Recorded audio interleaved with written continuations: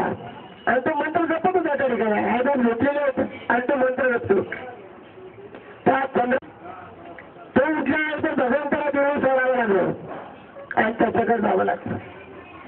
एवढी चंद्रभागा तिला पूर आला पाणी त्याच्या डोक्यावर निघून गेलं आहे त्या पाणी निघून गेलं त्या पाण्याने त्याला स्पर्श केला नाही.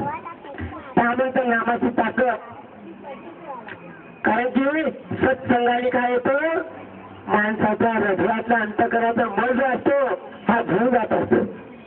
संतांच्या सानिध्यात गेल्यानंतर त्या ठिकाणी त्याला काहीतरी ज्ञान मिळतं आणि ज्ञान मिळाल्यानंतर त्या ज्ञानाचा त्यांनी जीवनात सदुपयोग केला पाहिजे. त्याचं साधू जायचं ज्ञान ऐकून जायचं आणि घरी गेलं तसं आहे तसं त्याचा काही उपयोग होणार नाही आणि काही उपयोग होतही नाही. म्हणून मनुष्याने चांगलं आगावं चांगलं राहावं हे फार महत्वाचं आहे.